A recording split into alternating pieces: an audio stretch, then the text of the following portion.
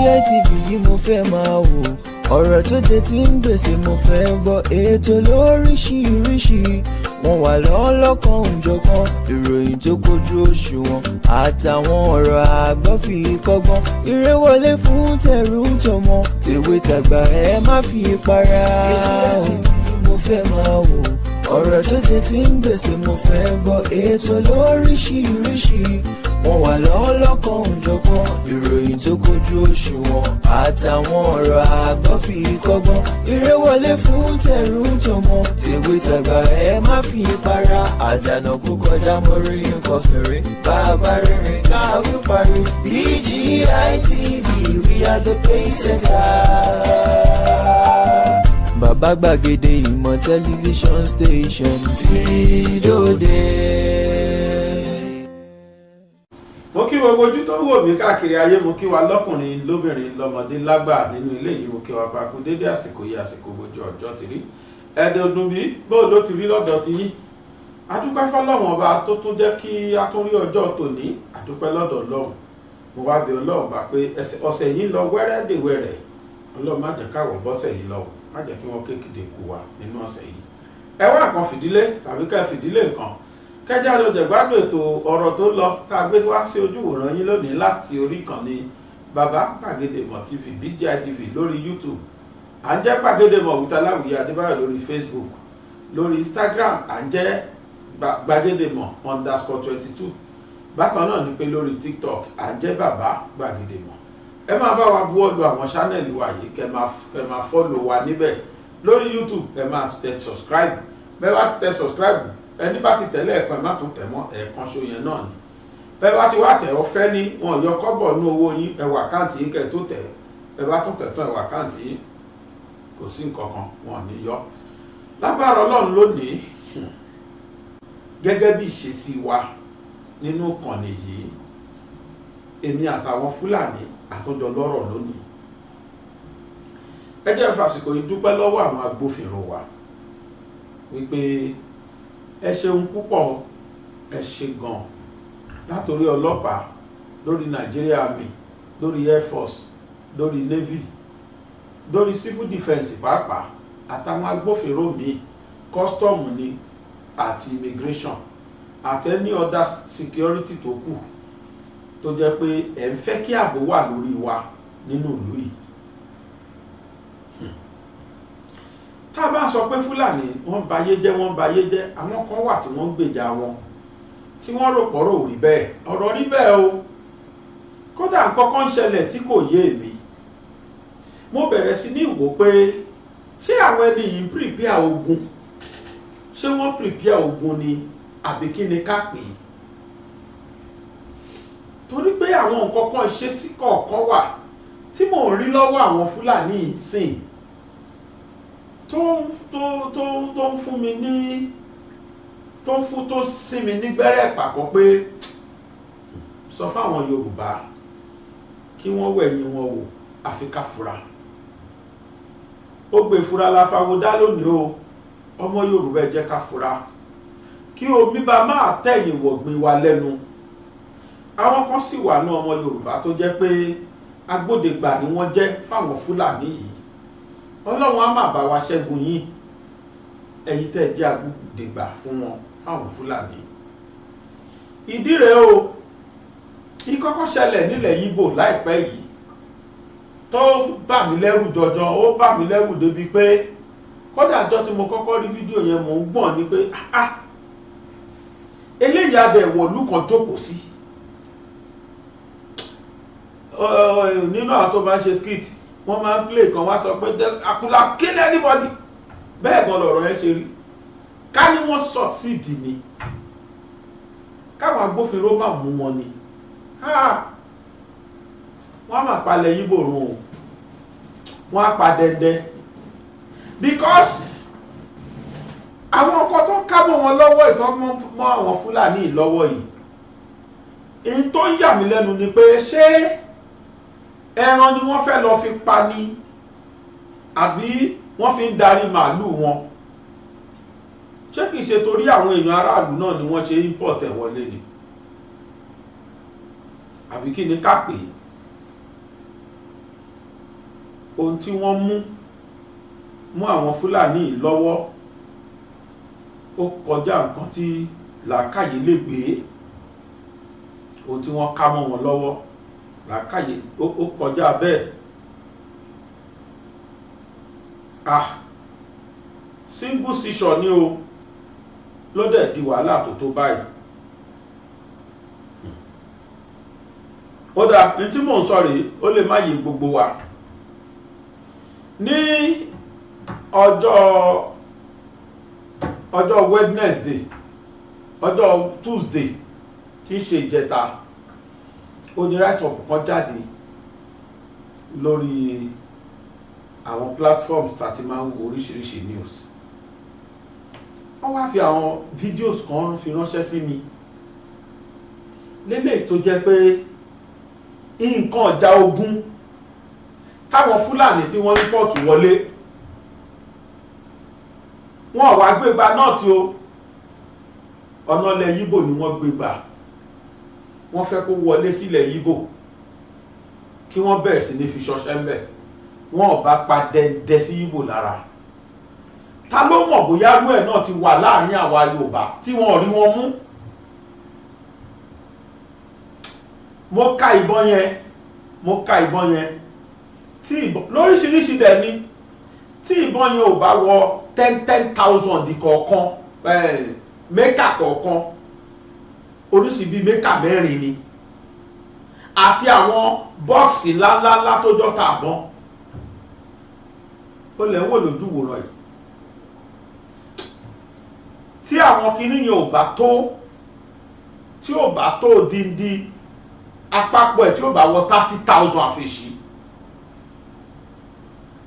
tí wọ́n ṣí wọlé sílẹ̀ Yíbò. Nígbà tí èèyàn Fúlàní 30,000 tí wọ́n bá gbébọn dání lẹ́ẹ̀kan ṣo, ìbọn tí kìí ṣe pé káyìn kan tó gbàrú ká tó sáré kọ̀ọ̀kì ẹ̀ ká tó yìn gbàrú rárá o, àwọn ìbọn pump action, àwọn ìbọn tó jẹ́ pé tí wọ́n bá gbé kúrò ní safe knob, tí wọ́n bá trigger lẹ́ẹ̀kan ó lè pa èèyàn 20 lẹ́ẹ̀kan ṣo. Láwọn nǹkan tí mo rí yẹn táwọn Fúlàní import wọlé. Orí tó máa bá wọn ṣe nílẹ̀ Yíbò ló ní káwọn agbófinró arrest wọn. Orí tó máa bá wọn ṣe nílẹ̀ Yíbò ló ní káwọn agbófinró arrest wọn. Ṣé irú ìbọn yẹn gbọ́dọ̀ wọlé? Kí la wá mọ̀, ta ló lè sọ bóyá irú ẹ̀ ti wọlé sílẹ̀ Yorùbá? Torí bó ṣe wà ní Líkì ló ṣe máa wà ní Gbàǹjà, bó ṣe wọlé sílẹ̀ Yíbò ló ṣe máa wọlé sílẹ̀ Yorùbá. Níbo ni tilẹ̀ Yorùbá wọlé sí àmọ́?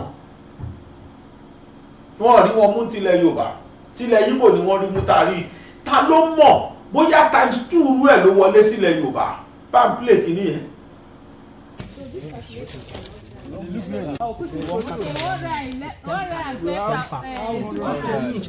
Hey, one house.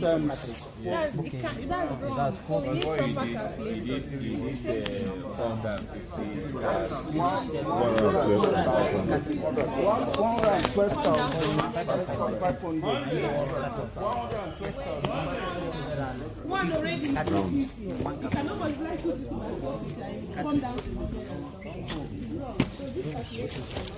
This guy is shooting. I no good fear you too. Oh boy. Not be shy. Oh boy, on leg don't shake. On leg shake. Oh boy. This one is he no go tell to come. He will come.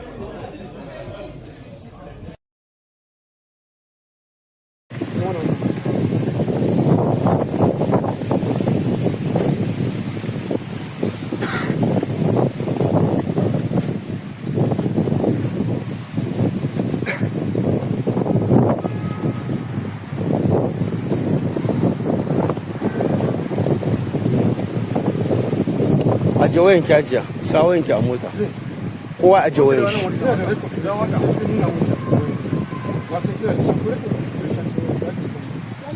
Zaki aje wayan, zaki aje kowa aje wayan shi, kowa aje wayan shi tukuna.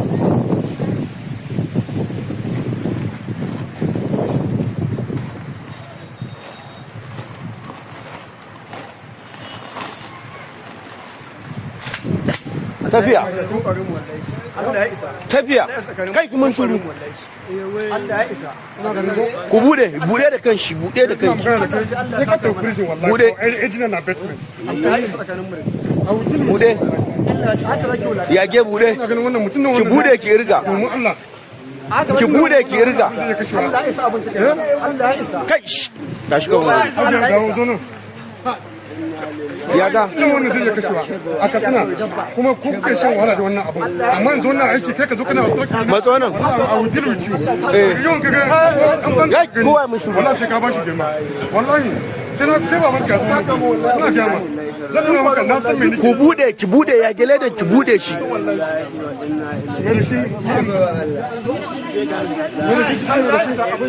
kai a'a ka buji ka bude shi tukun so da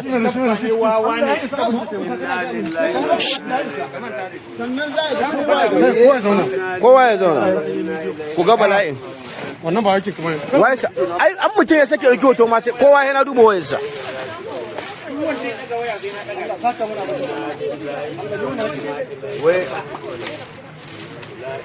mu zo mu kuma da mu yan iska ma kwata mun san abin da muke yi mu ma kake saba na kasa ki dauke shi daidai muna da yayyu muna da kandi mu ma daga gidan gata muka fito sai ne aka mana yadda aka taso da ku haka mu muka zo ba wai daga ci gaba ba in ce shi ɗaya bayan ɗaya amma me kuke mana ɗazu ba zaki mu kuke ba ku ne mana kallon yan iska jahilai ba mu san abin da muke ba ku ne masu ilimi ko mutanen banza ba yanzu wannan za a je a kashe mu ne ko za a kashe yayan mu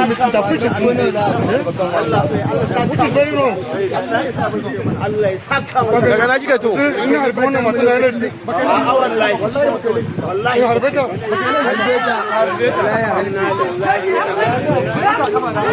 ke daga kowa ya zauna kasa kowa ya zauna kasa kowa ya zauna ba mu wayin an miji gare ki shirya fuskanki zai zige wancan jakan wannan ɗaya jakan da zage mai a ciki shegiya tsilaniya daga na kika so wannan abun wani nasarawa nasaran toto ina za ki kai shi ke me sunan ki dan kin uwarki Aishawa Aisha Bakar daga ina zan dawo da baba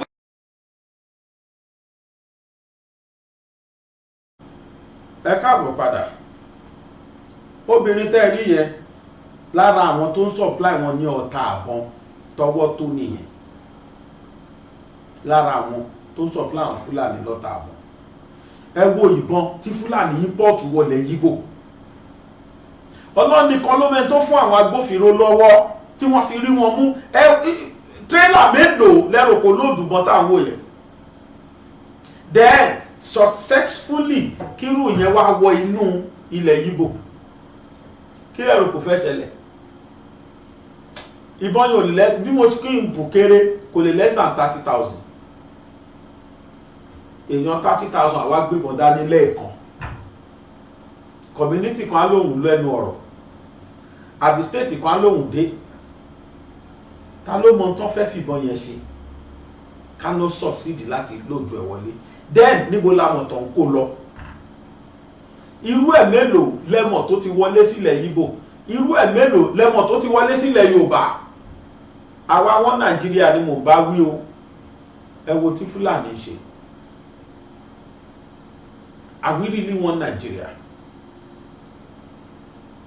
on a good day have we really won Nigeria look at that huge amount of seizure tó ṣẹlẹ̀ bẹ́ẹ̀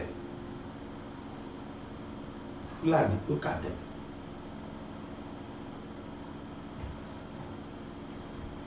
kí la mọ̀ tó ti ṣẹlẹ̀ nílẹ̀ Yorùbá wa ta ló mọ̀ bóyá àwọn tí wọ́n ti gbàbọ̀dẹ̀ fúnlẹ̀ Yorùbá bóyá wọ́n ti gba rúurú ìbọn báyìí wọlé ẹ̀yin agbófinró nílẹ̀ Yorùbá ẹ jọ̀ọ́ àfàsìkò yìí pé yìí pé kẹ́ ẹ bá wa wà vigilant kẹ́ ẹ ṣàánú wa ilẹ̀ Yorùbá kí Fúlàní má pa wá tán torí tó bá lọ jẹ́ pé rúbọn yìí wọlé síbí sílẹ̀ Yorùbá yìí o ẹnu mi sọ lọ́bẹ̀ lá o abẹ́ ẹ̀ wọlẹ̀ ni ẹ̀ wọlẹ̀ ẹnu ọkọ́ àwọn mìíràn tún sì fi tì yẹn tó fi tì sápọ̀ ọ̀hún yẹn tí wọ́n ètù rárá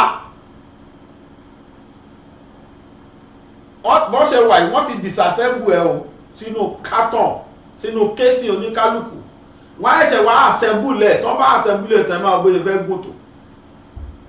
These are sophisticated weapons. Àìlè ìkọjá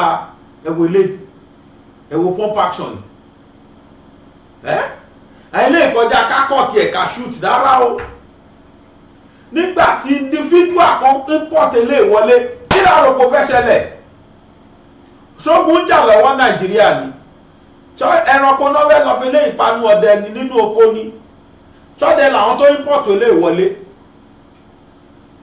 ṣáwọn Fúlàní tó ń ṣọdẹ náà import ẹ̀ tó ń pẹran ṣáwọn náà import ẹ̀ wọlé nǹkan tá à ń sọ nìyẹn tílẹ̀ Ìgbò lọ́lọ́ ní kọ́ mú ìyá mákìú kọ́ tó mélé irú ẹ̀ mélòó lẹ́gbọ̀n tó ti wọlé sílẹ̀ Ìgbò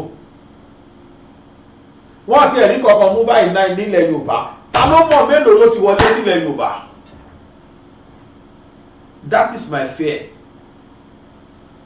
Ohun tó ń bà mí lẹ́rù nìyẹn. Nígbà kan ní 2021 irú weapon báyìí bí mo pé máa sọ̀rọ̀ débẹ̀ nígbà tí ní kọ́ wá fídíò yẹn wá ọ̀pọ̀lọpọ̀ mọ̀ pé mi ni mo ṣe voice note sí fídíò yẹn wọ́n àìmọye bó ṣe ṣí ètò gbáyé mo ṣẹ̀ṣẹ̀ bẹ̀rẹ̀ gbàgede mọ̀ mo ti ń popular mọ̀ pé dàbí wọ́n ọ̀pọ̀lọpọ̀ mọ̀ pé mo ṣe voice sí weapon lóríṣiríṣiríṣiríṣi táwọn Fúlàní tí wọ́n inú igbó kan báyìí náà wà àwọn bọ́ọ̀sì ńláńláńlá ni wọ́n fi kọ́ tààbọ̀ àti bọ́ sí nígbà ẹ̀ English ni mo fi ṣe voice note sígbà náà tẹ́bà òbí kíní yẹn go viral àtẹ̀yàn 3 million tó wò wọ́n download ẹ̀ láti platform ní náà rù kiri àwọn ọ̀bọ̀n tó fi ń pàwọn èèyàn kiri ń sìn bóyá wọn tí wọ́n import wọlé 2021 tí mo lò tí mo fi gbé jáde ńgbà yẹn ṣé Yorùbá bọ̀ wọ́n lágbà tí ò kẹrù sọ̀rọ̀ akẹtàn sáré everybody ti ń sáré kàbàkàbà sìn everybody ti ń kẹtàn sáré sìn ní òfin Nàìjíríà nígbà tó ń ṣe naptip wọ́n ní if you see something say something àti say something sí o pé káwọn agbófinró kan fura Fúlàní ò mú ṣeré mọ́ o mo fọlọ́ọ̀mùra wọn ò mú ṣeré rárá wọ́n ti rí pó dùn báwọn ṣe ń gbáwọn èèyàn dáwọn ṣe ń jáwọn èèyàn gbé wọ́n rí pó dùn wọ́n rí páwọn rówó ọ̀fẹ́ nú ẹ̀ so everyday ni wọ́n improve sí gbogbo ransom tẹ́lí tó ń gbà yẹn wọ́n fi gbogbo ẹ̀ jẹun o wọ́n kún ní mọ́tò ògùn kàbàsọ̀ kan fẹ́ gun mọ́tò inú gbóná ń pé kàbàsọ̀ kan fẹ́ fi kọ́lé kí náà fẹ́ 100 million ṣe wọ́n lọ fi ń ìjà ogun gbogbo ammunitions tá à ń wò yìí ẹjọ́ àtẹ́lò ní táàrí yẹn gbogbo large sum of seizures tán ṣe àtẹ́lò tẹ́yìn náà rí pé bọ́n ìyà jẹ́ and they are all imported wọ́n import ẹ̀wọ̀ Nàìjíríà ni báwo ni ilé ìṣe beat intelligence custom tó fi débi tó dé yìí kí ní tó ní páwọn èèyàn wọn náà wà ń bẹ̀ náà ni àtọ̀lẹ̀dọ́lẹ̀ta náà connection yẹn ti pọ̀ wọ́n ti connect ara wọn mọ́ àgbé kan báyìí bọ̀ ìgbà aláyè kàkọjá bẹ́ẹ̀ bá dẹ̀ dé custom bẹ́ẹ̀ bá dé border kiri 70% àwọn leaders wọn Fúlàní ni wọ́n afalala sẹ́nu báyìí wọ́n afanana yẹn báyìí ẹ̀ ti rí wọn bẹ̀ kódà àwọn ọmọlẹ̀ Yorùbá ọmọlẹ̀ Ìgbò wọ́n ń gbé wọn kiri àwọn náà lọ́lọ́ ṣọ̀gá káàkiri sátijọ́ ọmọ wọn àwọn náà díjú fáwọn nǹkan ìwọlé àwọn ni wọ́n díjú fún wọn wọlé láti wharf láti land látorí land àwọn Benin Togo kankan ẹ Niger wọn afẹsẹ̀ rìn wọlé wọn ṣebí trailer kan ló lòdù eléyìí kọ̀ǹténà mélòó lẹ́mọ̀ tí wọ́n já tó wà bẹ̀bẹ̀ yẹn tí eléyìí wà nú ẹ̀ kọ̀ǹténàs mélòó la mọ̀ tó jẹ́ mélòó la wá mọ̀ tó wọlé sílẹ̀ Yorùbá ilẹ̀ Ìgbò tán ti mú wọn iná ta ló mọ̀ bóyá last mọ́tò wọn náà rí mú ta ló mọ̀ bóyá bí irú ẹ̀ 10 irú ẹ̀ 15 ti wọlé sílẹ̀ Yorùbá àti ilẹ̀ Ìgbò ẹ wo obìnrin tó ń tàbọ̀ tó ń tọ́ta fún wọn ẹ wo bí yẹn náà ṣe rí ta ló wá sọ fún wa pé in the next 10 years ogun Fúlàní lè lọ Nàìjíríà ta ló sọ bẹ́ẹ̀ pé in the next 10 years o a máa ṣẹ́gun wọn o kò sí solution ju pé ẹ jẹ́ kọ́ lọ́mú jọ́mù yẹ gbé ẹnì kọ́kọ́ write up kan sí mi write up yẹn mi gbọ́dọ̀ dá nìkan kà ẹni it was in the news yesterday that the Emir of Sokoto said that it will take decades, that is 10 years or more than that, for banditry to end in the northern region. If his assertion is true, as I believe it is true, why are we still hoping to remain in their one Nigeria? In the same vein, if the Southeast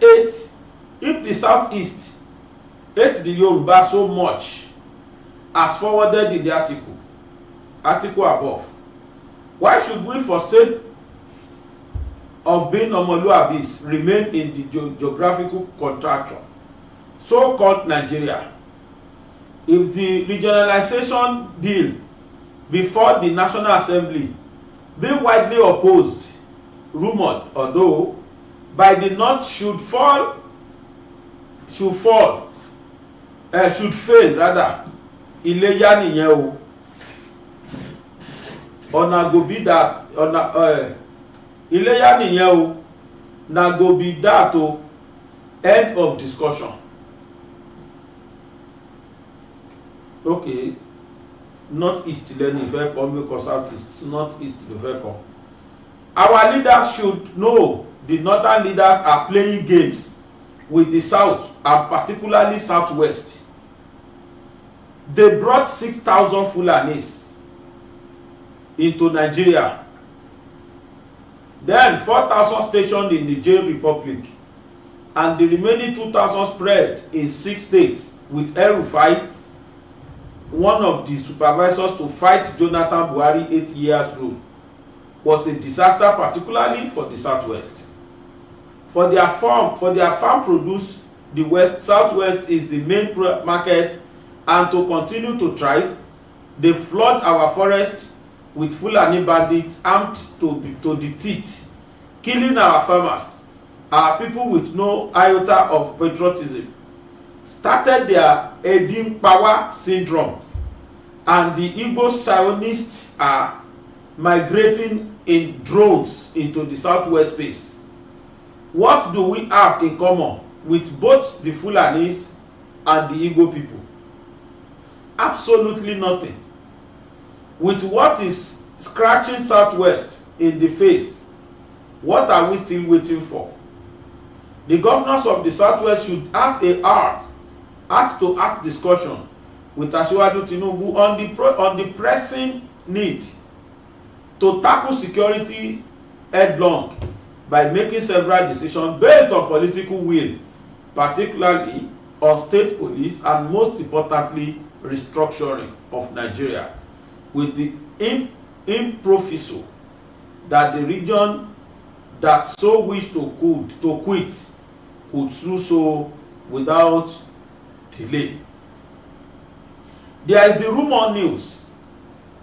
The customs impounded trucks load of trailers heading to 2 neighboring countries, that the North is storing various food items in Benin and Togo to staff the southwest. It was like this in the past before. Fulani leaders in the north brought 6,000 Fulani bandits into the country prelude to the 2015 elections and stationed them in 6 states in Nigeria. Kaduna and 5 other states included, including Ekiti at Orin Ekiti. At Orin Ekiti, Orin Ekiti to be precise, who were moved out after 1 year. After 1 year stay due to the hostility from Orin people. There is discordant news about a restructuring bill before National Assembly. We are not sure anyway. However, if National Assembly could rush the old national anthem through their flaws, because Asiwaju was interested, why not work exceptionally, exponentially on the restructuring bill? Our governors from the southwest should cut the interest of the other southern governors and even the middle belt governors to play ball now that once again the south is coming together again, as they had a meeting recently in Ogun State. Southern leaders should strike the iron while it is hot. There may be no other opportunity when headship rolls away from them. Who knows why the Lord God Almighty, who knows the end before the beginning, made Asiwaju to be there this particular period. An opportunity that should not be allowed to slip away just like that. The spiritual dictates the physical, so it has always been. Our God is not asleep. Warm regard and shares. Ó tẹ́ni ikọ́ sí mi ní. Ohun tí wọ́n sọ nípa ẹ̀ ni pé ẹni tó jẹ́ ọba nílẹ̀ Sokoto, Sultan of Sokoto, sọ pé a fẹ́ tó ọdún 10 àbí jù bẹ́ẹ̀ lọ tí ìgbésùmọ̀mí àwọn Fúlàní máa dákẹ́ tó máa kọ́wọ́rọ́ nílùú Nàìjíríà. Pàápàá jùlọ àwọn Fúlàní ajínigbé, Fúlàní agbénipa tá a pè ní herdsmen. Ẹni wá sọ pé tó bá jẹ́ bẹ́ẹ̀ kí la tún dúró mú pẹ̀lú àwọn ará bíi. Nígbà tó fẹnu ara wọn sọ pé kígbe káwọn tó dá ìgbésùmọ̀mí dúró, Nàìjíríà tó rọdún mọ́ á tún rí ọdún 10 míì sí. Kí ni ká ti gbọ́? Which means tá a bá sì jọ wà ní wọn Nàìjíríà, in the next 10 years wa máa já ọmọ wa gbé, wọn jíyàwó gbé, wọn àjọkọ gbé ni o. Ètò bá dẹ̀ bá kó ẹ̀ pàdé oko oríire bí tàwọn tó ti lọ tá a ti rí. Láàyè yìí wọ́n wá ṣe interview fún olórí àwọn tí wọ́n dá ìgbésùmọ̀mí sílẹ̀ tá a mọ̀ sí banditry. Ọ̀gá wọn pátápátá ẹni dálẹ̀ gan-an. Èsì tó wà fún wa rèé. Wàláhì Fúlàní ti sọra wọn di Ọlọ́run nínú Nàìjíríà yìí. Ìwà ta ló fẹ́ mú mi lókùtọ̀ dẹ̀ ń bù nísìn. I can recall when I started banditry, we only had 30 guns. They sacked all the Fulani. Bello Torji ló sọ bẹ́ẹ̀. Ó lóun rántí nígbà táwọn bẹ̀rẹ̀ ìgbésùmọ̀mí yìí o. Ó ní ìbọn 30 péré, ìbọn 30 péré làwọn nígbà yẹn. Ó ní lélẹ̀ tó jẹ́ pé gbogbo Fúlàní pápátá tó wà Nàìjíríà tó ti establish tó ti ń gbé Nàìjíríà tẹ̀jẹ́ látijọ́ yìí. Ó ní gbogbo wọn làwọn lésà tó sáré kàbàkàbà. Olórí gbogbo àwọn Fúlàní ajínigbé Bello Torji òun ló sọ̀rọ̀ yìí. According to Premium Times, Bello Torji, a notorious leader of banditry in Zamfara State, provided an account of how the criminals' activities began in the region in a 5-minute clip. Torji, clad in a military hat and armed with a sophisticated weapons, was seen addressing questions from an off-screen voice regarding the origins of banditry in northwestern Nigeria. Torji narrative shed light on the long-standing ethnic and political tensions that have contributed to the current insecurity in the area. According to Bello Torji, the Fulani communities of which he belongs coexisted peacefully with their Hausa neighbors until introductions of Sharia law by a former governor. Turji claims that the implementations of this partial Sharia law was biased, favoring the Hausas community and marginalizing the Fulanis. This, he argues, was a deliberate move by the Bakura-led government to oppress the Fulani people, thereby sowing the seed of discord and resentment that will later fuel armed banditry. Turji further detailed how local vigilantes and Nyan Sakai militia groups played a significant role in escalating tensions. He recounted instances where these groups allegedly targeted Fulani communities, committing atrocities that intensified their grievances. Turji emphasized that the actions of these vigilantes, who were seen as protectors by some, instead deepened the divisions and fueled a cycle of violence. He recalled the early days of banditry when his group had only 30 guns and were driven by the desire to protect their communities from perceived threats. The impact of this local conflict and the government handling of the Sharia law have, according to Turji, led to widespread violence and displacement in the region and all over the country. His account highlights the complex interplay of ethnic, political, and social factors that have driven the rise of banditry in Zamfara State and other states in Nigeria. As the violence continues to affect countless lives, understanding the roots of this conflict is crucial for any effort aimed at achieving lasting peace and security in the region and in the country at large. He said, "I can recall when I started banditry, we only had 30 guns. We watched how the vigilantes killed all the Fulanis in these areas. They sacked all the Fulanis and the Hausas in our local government areas, Sumi and Shinkafi." Ìtòlófàárẹ̀ o táwọn fi bẹ̀rẹ̀ ìjíyàn pé wọ́n bẹ̀rẹ̀ láti kí lorúkọ ẹ̀ wọ́n bẹ̀rẹ̀ láti Zamfara kó tó di pé ó wá di tí gbogbo ayé tó fi tọrọ fọ́kálé aṣọ ní ṣúgà. Lórí àwọn tọ́wọ́ sì bà, ẹni pé mo fi dídúpẹ́ lọ́wọ́ àwọn agbófinró mo fi bẹ̀rẹ̀ lẹ́ẹ̀kan, ó nídìí.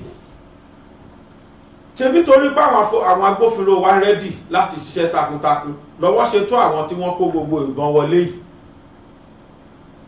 Àwọn kan náà tún wà tí wọ́n tún mú. Àbújá làwọn yẹn fẹ́ lọ parun ní target àwọn yẹn. Torí ẹ̀ ni mo ṣe ń sọ pé ṣé rí ká má parọ́ tanra wa jẹ. Ó nọ́mà kíjọba sì máa gbìyànjú láti so wá pọ̀ láti jẹ́ ká wà ní ṣọ̀kan, ó nọ́mà, ṣùgbọ́n all over Nigeria kò síbì kan tó wà secluded táwọn Fúlàní yóò ti kọ́ńkà. Òfọlọ́ọ̀bùra. Even the so-called Federal Capital Territory kò síbì kan tí wọ́n ti kọ́ńkà. Lánàá àbíjẹta oní news kan jáde, odindi former retired army general àtòwọn àtìyàwó ẹ̀ wọ́n lọ du wọn mọ́nú ilé ni. Àwọn apanirun iná ni. Ọ̀dọ́ àwọn agbófinró ṣiṣẹ́ takuntakun wọ́n rí wọn mú. Bákan náà ni pé àwọn Fúlàní wọ́n di àwọn ọlọ́pàá yẹn dídì wọ inú igbó lọ, wọ́n lọ kó wọn nígbẹ̀jọgbẹ̀sán ni. Wọ́n mú gbogbo àwọn tó ń jiyàn gbé yẹn, wọ́n mú àwọn tó wá supply wọn lóúnjẹ. Gbogbo wọn ni wọ́n kó àwọn tó wá supply wọn ní ammunitions, gbogbo wọn ni wọ́n kó ń bẹ̀. Ká lè mọ̀ pé kò sí region tó safe. Tọ́rọ̀ bá wá rí báyìí kò sí solution mọ́ ju pé kọ́lọ́múdọ́mù yẹ gbé ní solution.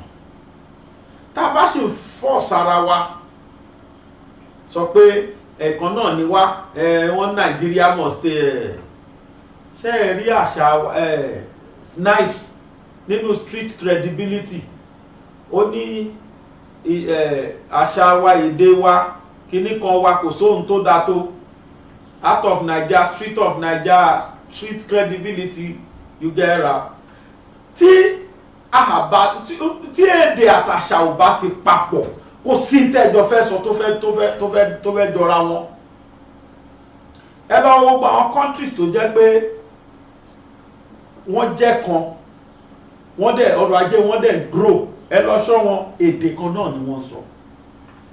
when you go to Germany Dutch kan náà ni wọ́n sọ Dutch náà ni wọ́n sọ kò sí pé Western Germany ó sọ nǹkan kan Eastern Germany ó sọ nǹkan kan Northern Germany òun náà ṣèdè kan wọ́n wá papọ̀ wọ́n wá jẹ́ Germany kò jọ o. tí national ti contract èdè bá ti papọ̀ wọ́n ẹ̀ lè rí problem bẹ́ẹ̀ ẹ̀ lè rí problem níjọ́ wo lẹ ti gbọ́ wípé ọmọ Yorùbá wọ́n gbógun ti ara wọn kójọ́ ọmọ Yorùbá lẹ́yìn àwọn ayé colonization ayé àwọn àtijọ́ tó dúsí fọ́jú tí wọ́n sì máa ń fẹ́ jẹ gàba tọ́yọ̀ fẹ́ jẹ gàba lórí Ẹ̀gbá tíjẹ̀bú àti kìíníjà yàtọ̀ fáwọn yẹn bọ̀ wípé láyé ìgbà tá ti wà civilized yìí kẹwàá ní kíjẹ̀bú sọ pé dandan òun lọ̀gá lórí Ẹ̀gbá àbí kẹ́gbà fẹ́ máa colonize kò sí yẹn mọ́.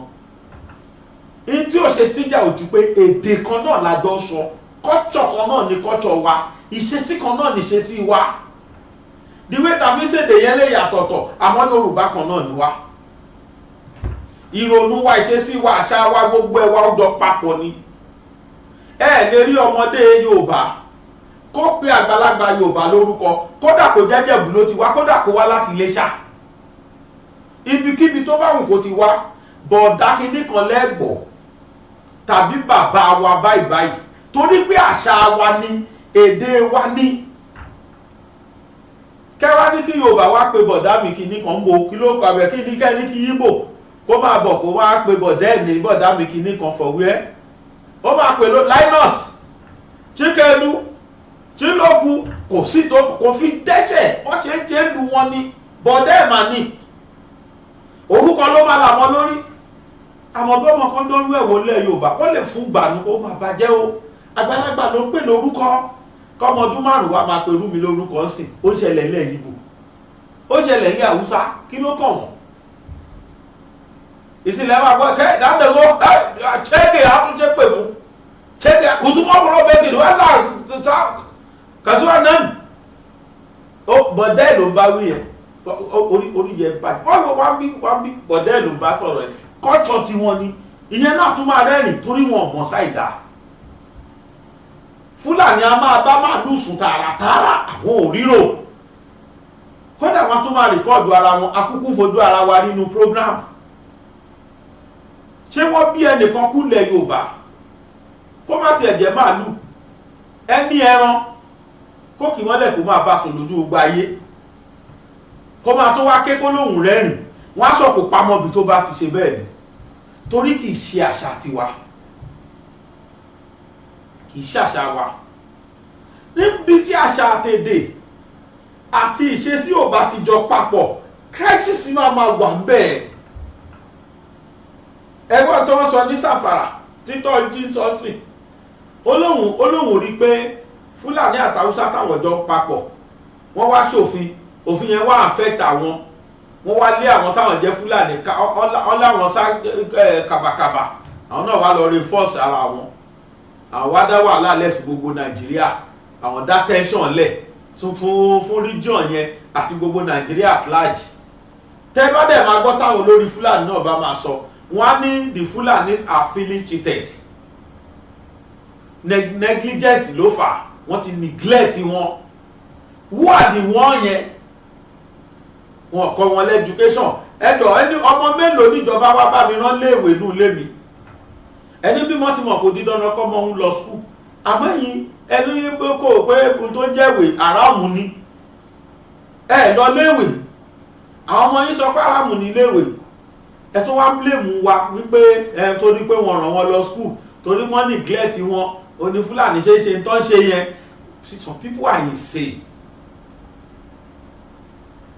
Èdè wa àṣà wa ò papọ̀, ìrònú wa ò papọ̀, bá ṣe ń ṣe ẹ lè rí kò sí fọmọ Yorùbá ṣe lè burú ìsọ àwọn tó ń jiyàn gbé omi ìsọ àwọn ọmọ Yorùbá tó jẹ́ gbọ́mọgbọ́mọ tó ń fọmọ ṣòwò o àwọn yẹn lè dájú bẹ́ẹ̀ tọ́wọ́ bá dẹ̀ mú wọn àríbọn ṣe ń ṣe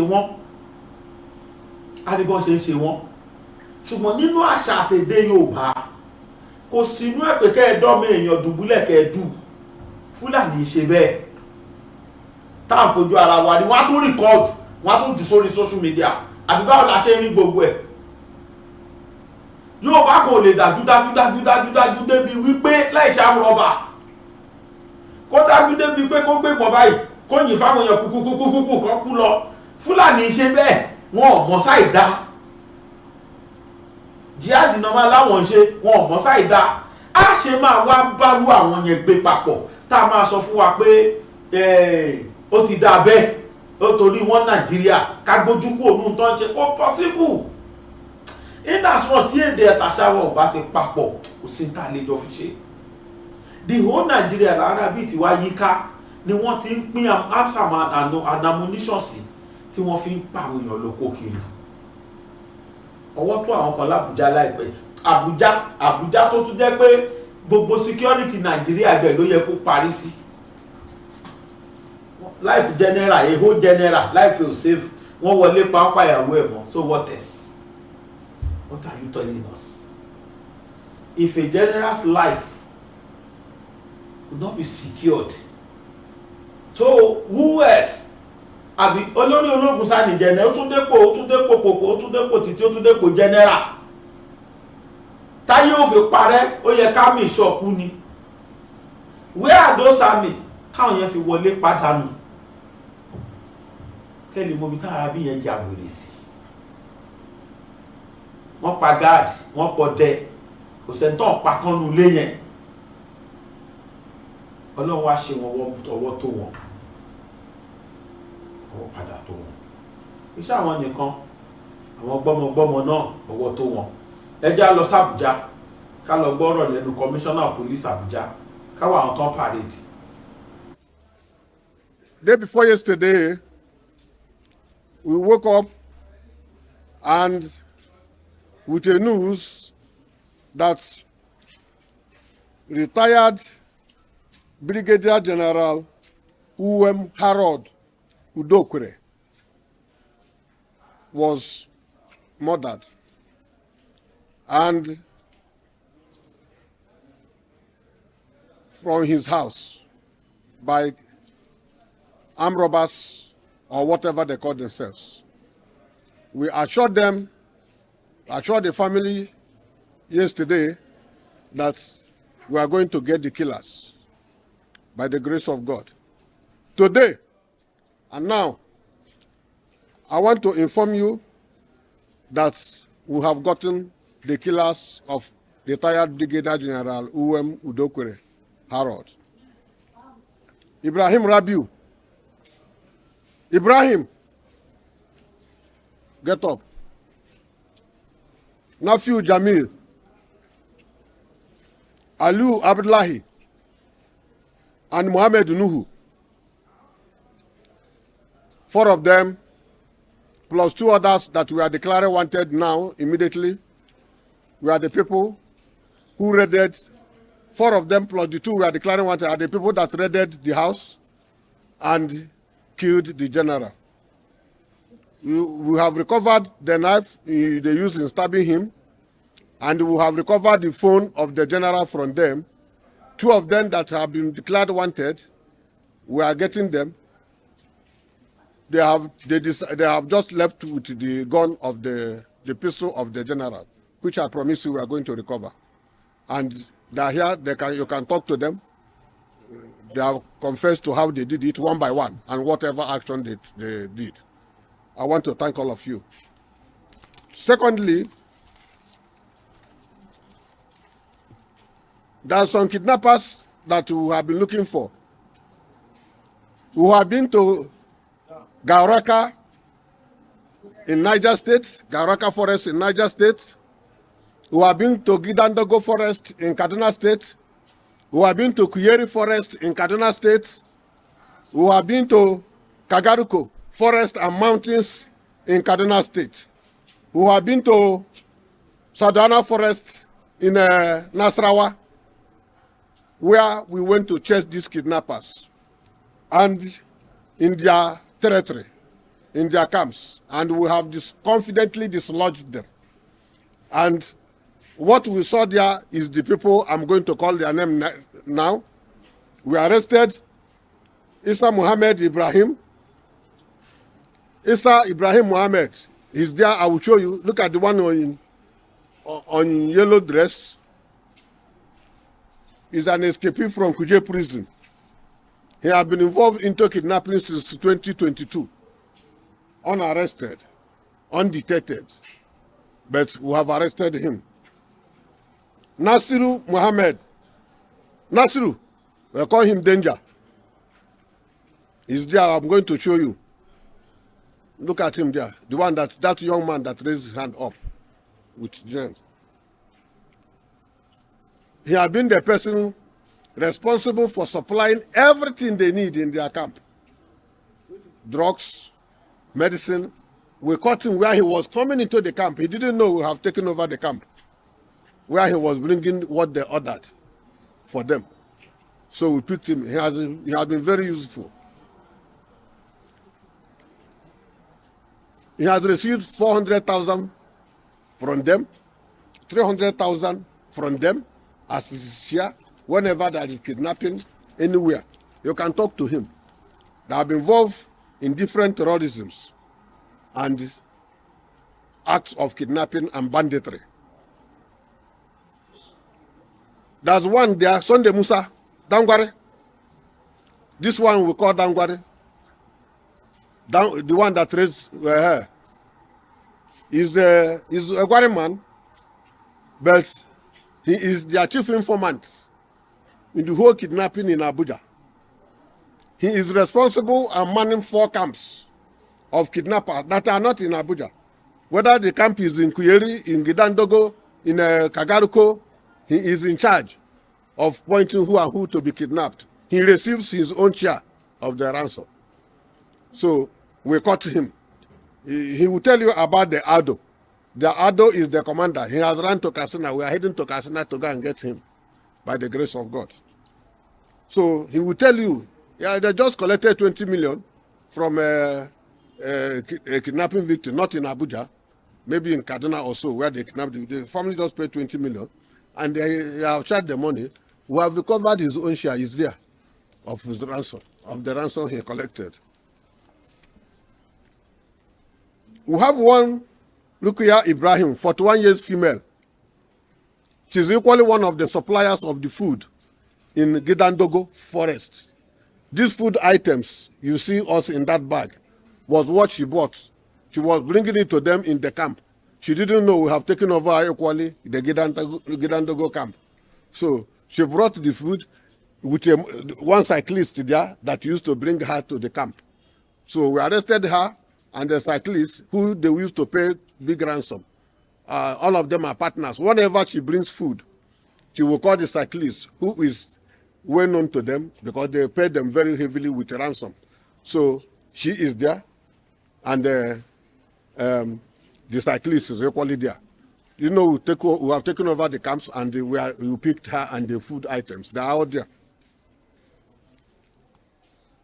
There's one Musa Idris. They call him Dago. Dogo is from Lafia. From Lafia, they come to do kidnap. He's there. Aminu Ibrahim. Aminu Ibrahim is this one.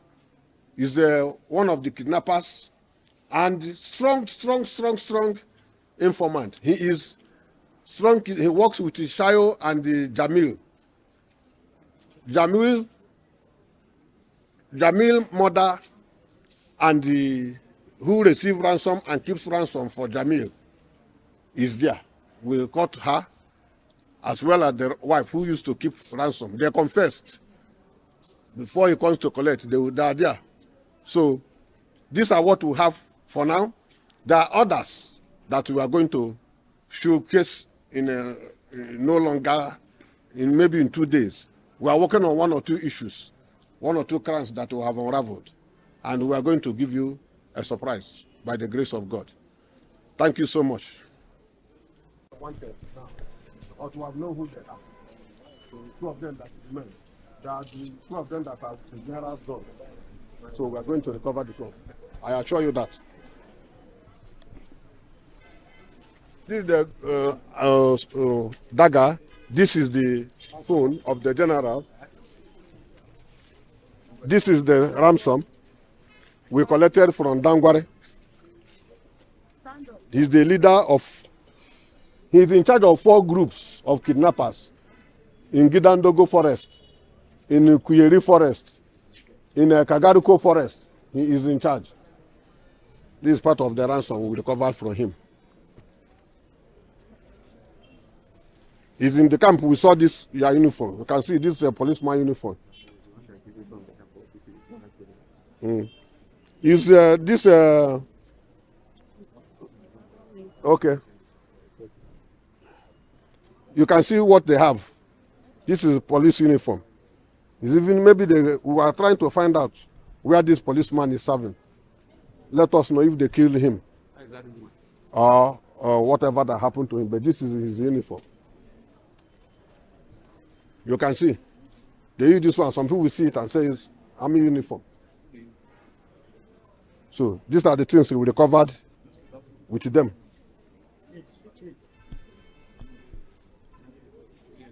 That thing we recovered with them. You can see they have POS. This is one of the things we are talking about. If kidnappers can have POS machine, if kidnappers can have POS machine, you can imagine how the country and where the country is going. So you can see they have POS. Dangwari knows how it's been operated. This one. Ẹ káàbọ̀ padà. Ṣé rí bọ́wọ́ ṣe tó gbogbo wọn báyìí láti lè fi mọ̀ pé àwọn arábí mean business. Òun náà làgbọ́ tí sọ̀tàn gbọ́ tiẹ̀ tó ti sọ yẹn pé in the next 1 decade kan gbàgbé pé Fulani fẹ́ soft pedal. Bá jẹ́ bẹ́ẹ̀, we cannot lè ṣe farada yẹn for the 10-12 years mọ́ rárá o. Lè ṣe farada yẹn. The best thing is ẹ jẹ́ kó ní kálukú máa bá tiẹ̀ lọ.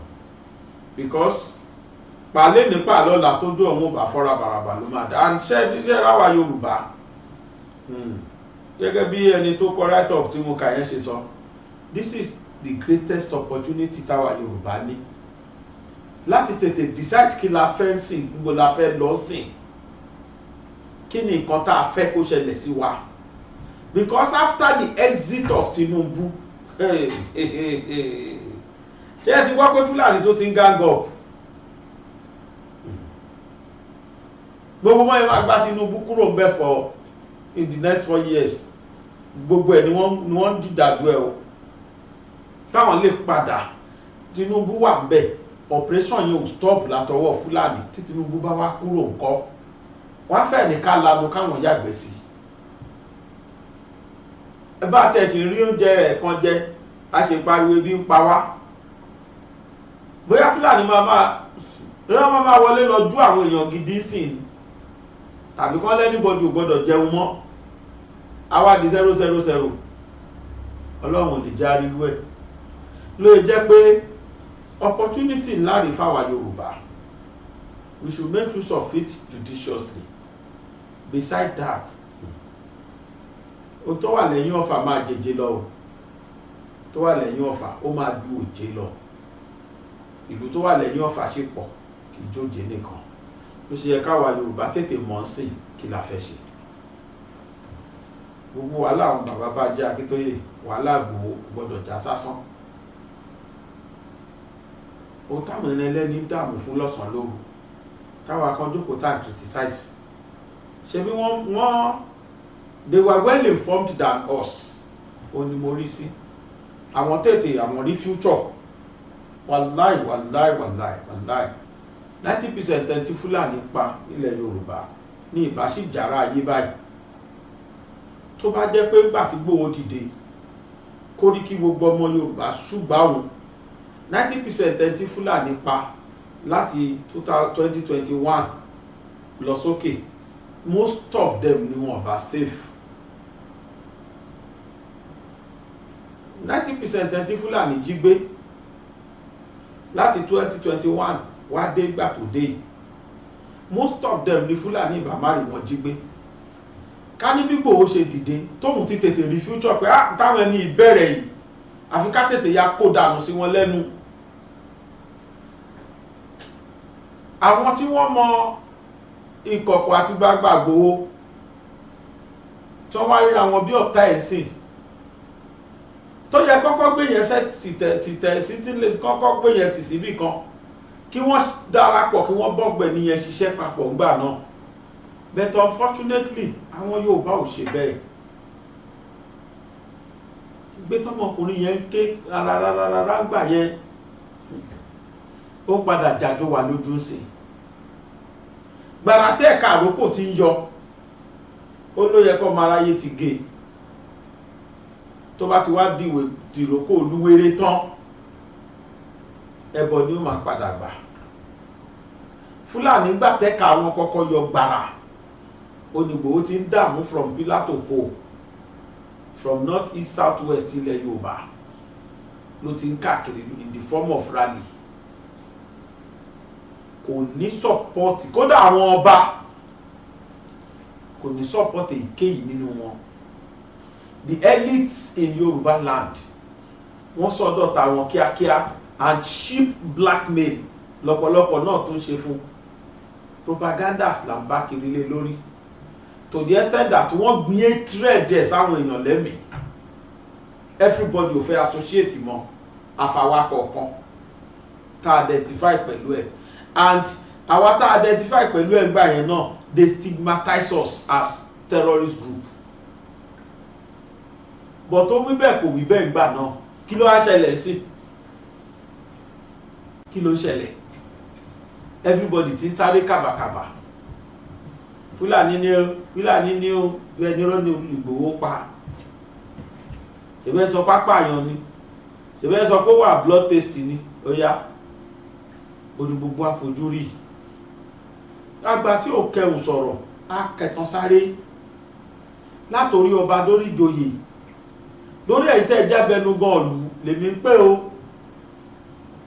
ẹjẹ́ àfọwọ́sowọ́pọ̀ o ẹjẹ́ àjọ bá ọ̀tá kan ṣoṣo tílẹ̀ Yorùbá ní ẹjẹ́ àjọ bá wọn wí tí í ṣe Fúlàní nítorí ẹnìkan o torí ọ̀la ká lè jọ débùtì ayọ̀ ni mi ò ní sọ jù bẹ́ẹ̀ lọ ibi tí mo ti bù mo fẹ́ fi lẹ̀ lálẹ́ ni ṣùgbọ́n Yorùbá bọ̀ wọ́n lábọ̀ ọ̀rọ̀ báyìí láṣọ fọmọlúàbí tó bá dé inú ẹ̀ àdòdì tó bá dé inú ẹ̀ bá dé dètí ẹ̀ náà sọ àdòdìdì. Èmi ti sọ ní òwe lówe tá a lùlù Ògìdìgbò mo ti sọ ti dénú yín sìn ẹjẹ́ òdòdìdì ń bẹ̀ ẹ̀yin tẹ́ ẹ jẹ́ lọ́balọ́ba lóyè ẹ̀yin tẹ́ ẹ jẹ́ abẹnugan ìlú ẹ̀yin tẹ́ ẹ jẹ́ ẹni tó lẹ́nu tọ́lọ́ fi sípò nílẹ̀ Yorùbá ẹ wá kan ṣe sọ̀rọ̀ Yorùbá o kó tó pẹ́ jù kó tó bọ́ o torí tí Tinubu bá gbéjọba lẹ̀ ó ti bọ́ solution náà ọ̀rọ̀ Yorùbá mọ́. This is the best chance láyé tí Yorùbá ever ní. Man tí mo ká tí kò ẹ̀ níjẹta ní if Yorùbá wake up from their slumber to the reality it is going to become war. Kí ni the Fulani hegemony gbogbo ṣìtàn bá kiri but we haven't wake up from our slumber. A ṣe ń sùn a ṣe wà lójú oorun ojú àbájílà bọ́m̀bẹ̀ mo sọ ìmọ̀dé dúró náà oníyanṣẹ́ ọlọ́kà ṣe gbogbo ìtẹ́ bá ògbó iná mo dúpẹ́ lọ́wọ́ ẹ̀ orúkọ mi ò yí padà o Láwùyí Àdúrà Sàbúrì ọmọ Àbàtíṣà l'Abẹ́òkúta ẹni tí gbogbo á mọ̀ sí bàbá Gbàgede mọ̀ ẹ bá mi share fídíò yìí bóyá àwọn abẹnugan jẹ́ gbọ́ bóyá wọn á lọ opportunity láti wò kó tó pẹ́ jù láyọ̀. Ọmọ Yorùbá ẹ jí gìrì. Ẹ jẹ́ ká gba òmìnira tiwa. ọmọ Yorùbá ẹ jí gìrì. Ẹ jẹ́ ká gba òmìnira tiwa. Òmìnira ni Yorùbá fẹ́ o nílẹ̀ bàbá wa.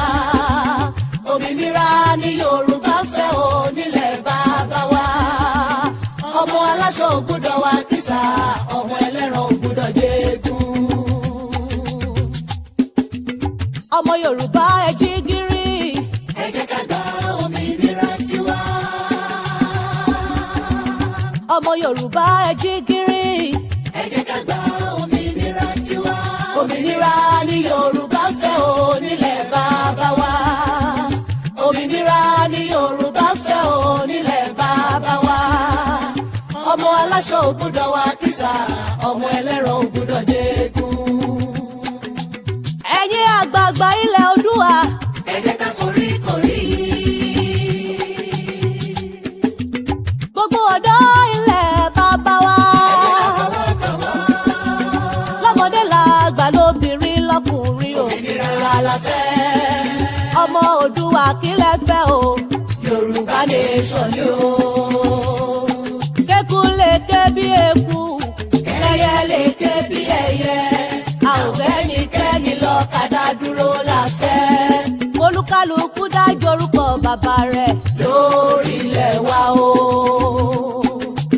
ẹ ò bá lẹ́gùn bàbá ní òjò bí ó sì jó mọ́ bàbá nìkan ò lè mú ní sí.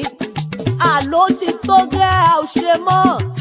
ìrẹ́nijẹ́ èyí ti tó gẹ́ ìfìyàjẹni ti tó gẹ́ ikú ọmọdé ikú ọ̀dọ́ a ò fẹ́ mọ́ nílẹ̀ bàbá wa. a fẹ́ kí èdè wa ó di pàtàkì ìgúnlé. a ò fẹ́ ètò ìjọba tipátipá mọ́ gbogbo ẹ̀yin ọ̀jẹ̀lú ọ̀bàlújẹ́ ènìyàn yìí ẹ kó ráńgà yín ẹ máa lọ ká lè fúnra wa ní ètò ààbò tó péye lórílẹ̀ bàbá wa. ìyà tá a jẹ tó lọ́wọ́ àwọn ará òkè ọ̀hún ìfipábánilò yìí a ò fẹ́ mọ́.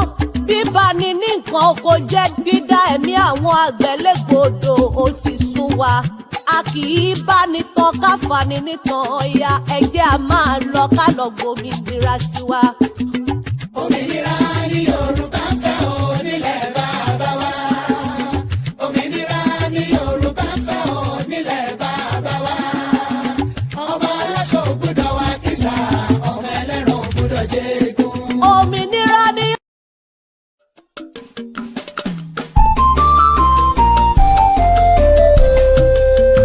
BGI TV yìí mo fẹ́ máa wò ọ̀rọ̀ tó jẹ ti ń gbèsè mo fẹ́ gbọ́ ètò lórí.